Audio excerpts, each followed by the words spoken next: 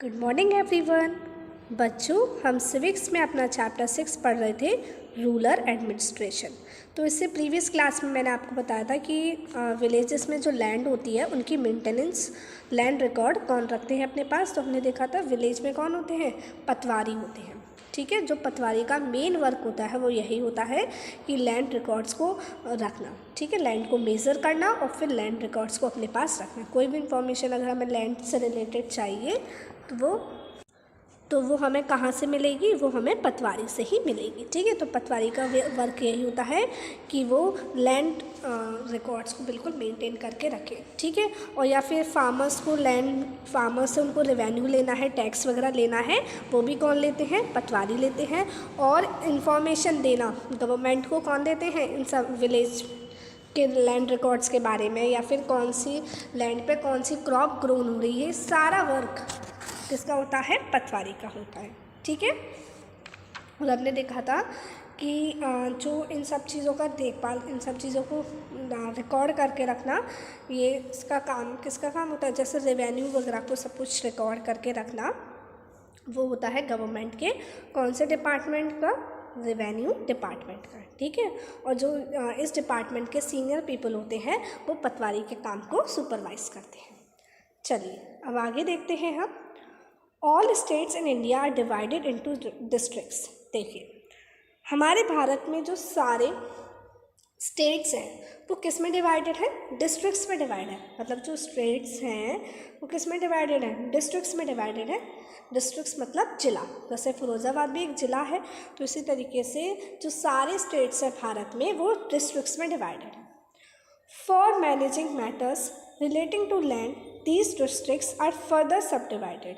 अब देखो, जो भी इश्यूज़ होते हैं किससे रिलेटेड, लैंड से रिलेटेड, जो भी लैंड ज़मीन से लेके जो भी इश्यूज़ होते हैं, ज़मीन से रिलेटेड जो भी इश्यूज़ होते हैं उनको मैनेज करने के लिए ये डिस्ट्रिक्ट्स और डिवाइडेड है। मतलब डिस्ट्रिक्ट्स को भी और डिवाइड कर दिया गया है।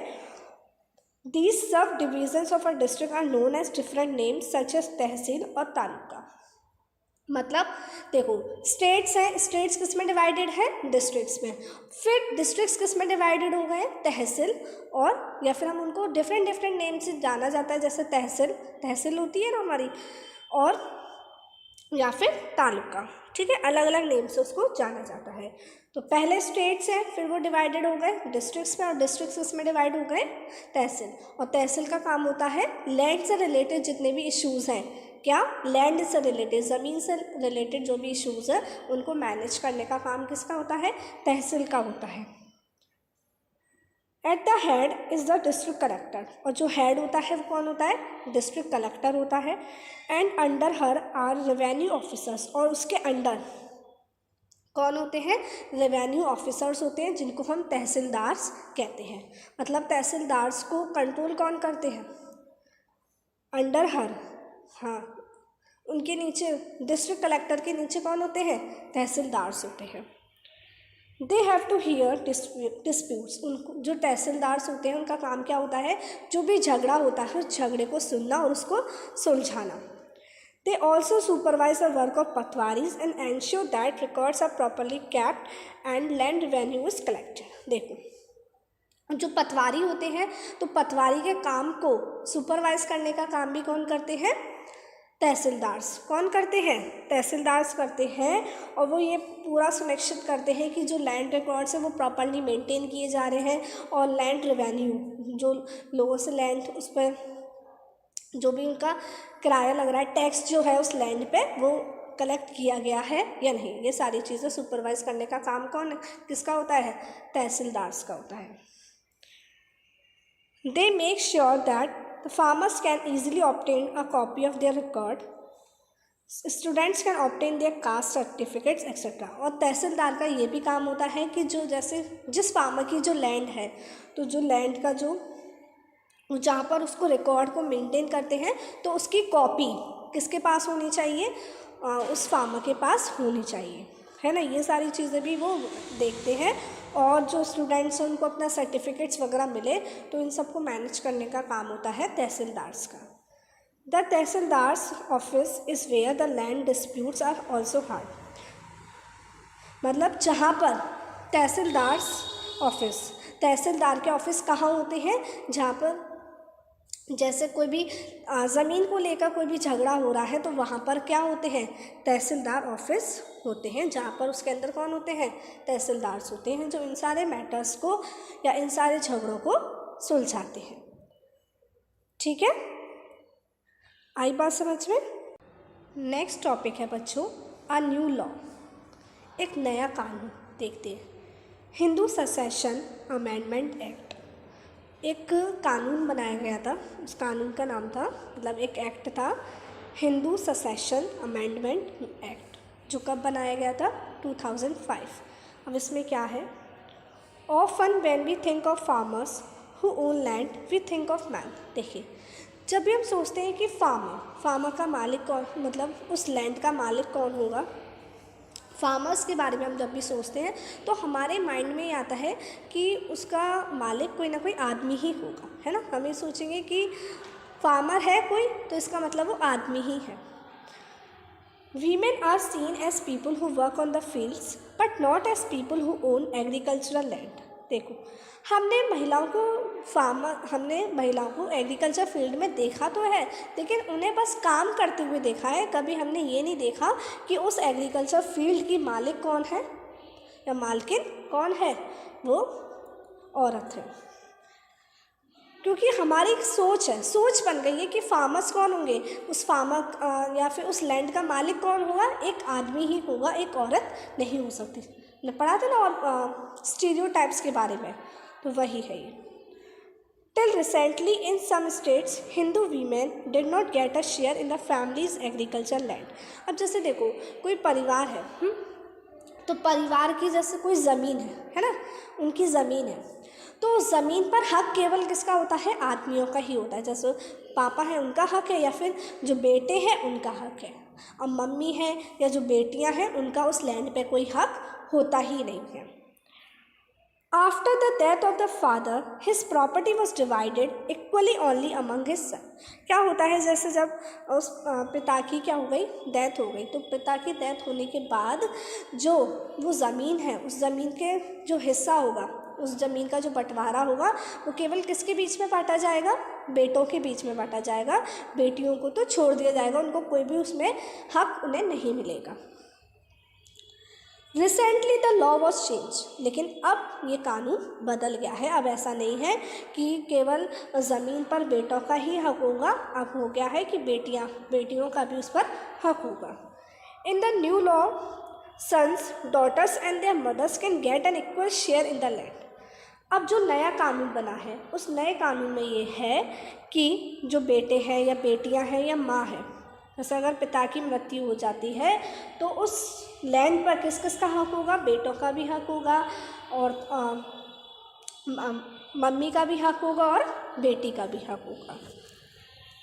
The same law will apply to all states and union territories of the country. ये जो कानून है वो पूरी कंट्री में, हमारे पूरे देश में जो स्टेट्स है, सारे स्टेट्स में वो लागू होगा और सारी यूनियन टेरिटरीज में वो लॉ लागू होता है। ठीक है, this law will benefit a large number of women. इस लॉ की वजह से बहुत सारी औरतों को फ़ायदा हुआ है। For example, Sudha is the eldest daughter of an agriculture family. देखो, सुधा अपने परिवार की सबसे बड़ी बेटी है। एग्रीकल्चर फैमिली मतलब उसकी फैमिली क्या करती है, एग्रीकल्चर करती है, एग्रीकल्चर फील्ड में है। She is married and lives in a neighbouring village. उसकी शादी हो गई है और वो उस गांव के, जो उसका गांव है उसके पड़ोस में जो एक गांव है उसमें रहती है। After her father's death, Sudha often comes to help her mother with the farming work. अब क्या हो गया कि उसकी जब पिता की मृत्यु हो गई, तो पिता की मृत्यु होने के बाद वो अपने गांव आती थी और अपनी मम्मी की फार्मिंग का भी जो भी काम है उसमें मदद करती थी। Her mother has asked the patwari to transfer the land and enter her name along with the names of all the children in his record. तो उसकी माँ ने उस पटवारी से कहा कि आप जो लैंड रिकॉर्ड्स कौन रखते हैं अपने पास, पटवारी रखते हैं। तो आप उसमें उसका नाम भी लिख लीजिए, किसका, सुधा का नाम भी लिख लीजिए, ताकि जब ये ज़मीन का बंटवारा हो तो सुधा को भी उसका हिस्सा मिले। सुधा's mother confidently organizes the farming with the help of the younger brother and sister. Similarly, Sudha also lives with the assurance that if she ever has a problem, she can always depend upon her share of land. देखो इससे क्या होता है कि जैसे suppose अगर बेटियों के नाम भी कुछ हक है, तो अगर उनकी लाइफ में कभी कोई प्रॉब्लम आती है, कोई समस्या आती है, तो उस लैंड का इस्तेमाल कर पाती है ना, उस ज़मीन का इस्तेमाल कर सकती है। तो यही है कि इसी तरीके से अब सुधा की मदर ने जो फार्मिंग था उसको अच्छे से ऑर्गेनाइज़ कर लिया, किसकी मदद से, अपने छोटे बेटे और छोटी बेटी के साथ पूरा ऑर्गेनाइज कर लिया सुधा की मदर ने। और इसी तरीके से सुधा को एक ये मिल गया कि अगर उसके साथ कोई भी प्रॉब्लम होती है तो वो उस लैंड को यूज़ कर सकती है, उसका शेयर है ना, उसका कुछ पार्ट वो यूज़ कर सकती है, क्योंकि कुछ पार्ट उसके नाम भी है, उस कुछ पार्ट पर उसका हक है।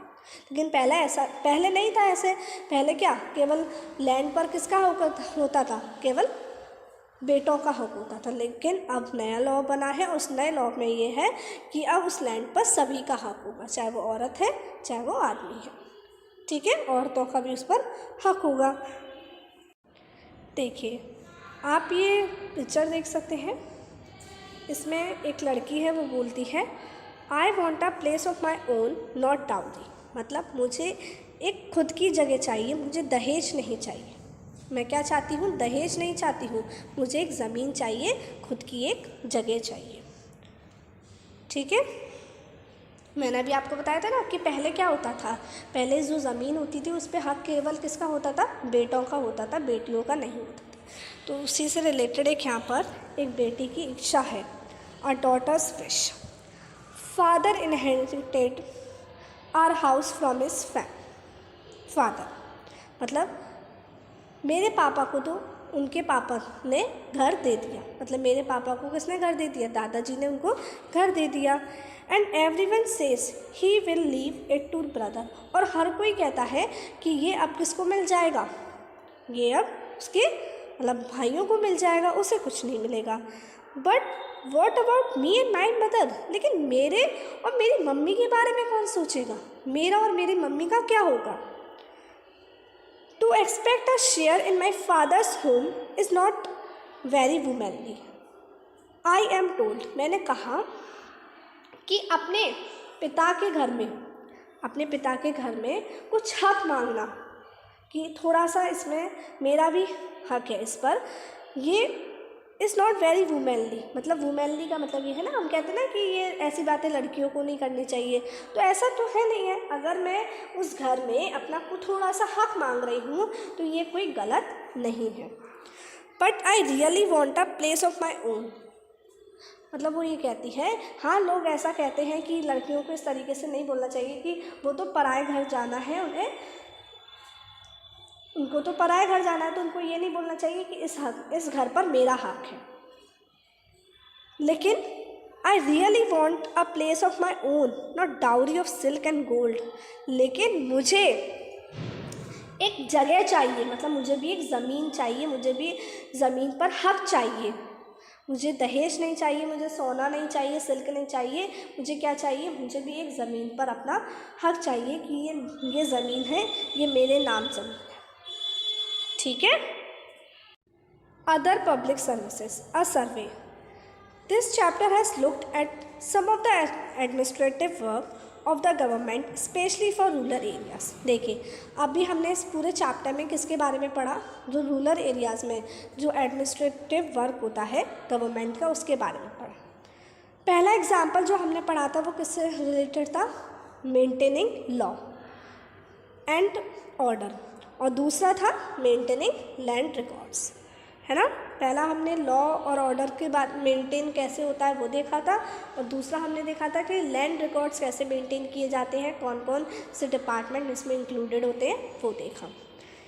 इन the first case we examined the role of police and in the second that of patwari. तो हमने पहले केस में पहले हमने पुलिस का रोल देखा कि आखिर पुलिस की क्या भूमिका होती है, और दूसरा हमने पटवारी का देखा कि पटवारी की क्या भूमिका होती है। और ये देखा कि जो ये काम है वो दूसरे लोगों के द्वारा सुपरवाइज़ किया जाता है, जैसे तहसीलदार है या फिर जो पुलिस के और हायर जो होते हैं उनके द्वारा इस काम को सुपरवाइज़ किया जाता है। We have also seen how people use these services and some of the problems that they face, और हमने ये भी देखा कि लोग इन सर्विसेज का किस तरीके से इस्तेमाल करते हैं और उनको इसको इस्तेमाल करते वक्त कौन कौन सी प्रॉब्लम्स फेस करनी पड़ती हैं। These services have to be used and made to function according to the laws that have been framed for them। देखिए, हमने देखा कि ये सर्विसेज उसी के अकॉर्डिंग काम करती हैं, ये सर्विसेज वैसे ही काम करती हैं जिस तरीके से लॉज में बताया गया है, जैसे लॉज बनाए गए हैं, जैसे कानून बनाए गए हैं, उसी के वे में ये काम करती हैं। और बहुत सारी पब्लिक सर्विसेज होती हैं, पब्लिक फैसिलिटीज़ होती हैं जो हमारे गवर्नमेंट के अलग अलग डिपार्टमेंट्स के द्वारा हमें प्रोवाइड की जाती हैं। ठीक है, जैसे पब्लिक सर्विसेज गवर्नमेंट हॉस्पिटल्स होते हैं ना, उनको आप वहाँ पे बहुत सारी आपको फैसिलिटीज़ वगैरह भी मिलती हैं, तो वो किसके द्वारा है, वो पब्लिक सर्विस है, क्योंकि वो किसके द्वारा प्रोवाइड की जा रही है आपको, गवर्नमेंट के द्वारा। गवर्नमेंट हॉस्पिटल होते हैं तो वो बनवाते कौन हैं, गवर्नमेंट ही तो बनवाती है, सरकार ही बनवाती है। ठीक है, चलिए, तो अब ये इसी के साथ आपका ये चैप्टर फिनिश होता है। हमने इस चैप्टर को फिनिश कर लिया और अब हम नेक्स्ट क्लास में मिलेंगे आपको। टिल देन आपको क्या करना है, चैप्टर को पूरा पढ़ना है और समझना है। ओके, चलिए, तो हम नेक्स्ट क्लास में मिलते हैं। Bye bye.